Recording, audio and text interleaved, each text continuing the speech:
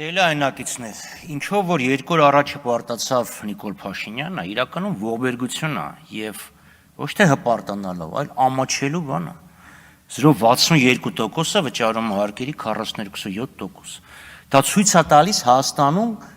հարստության եւ եկամուտների մեծ անդունդը, ազգային հարստության ինչ հսկայական ծավալ կենտրոնացված է ընդամենը բնակչության մի փոքր խմբի ձեռքերում։ Դրանից պետք է վեր կենալ եւ ասել, որ դա սխալ է, հետեւաբար քաղաքականությունը, չէ, խոսամ էլի Արման բա։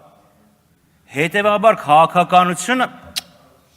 Եգոյան մի խանգարեք։ Պետքա միտված, Եգոյան խոսում ես ծխելս գալիս։ Բոլորս էլ հասկանում ենք, որ տեղից ուզում եք ասեք, որ իրենց խմբակցության ձեռքում է կենտրոնացած այդ հարստությունը, հասկացանք։ Շարունակեք, պարոն Խաչատրյան։ Հետևաբար քաղաքականությունը պետքա միտված լինի այդ կենտրոնացումը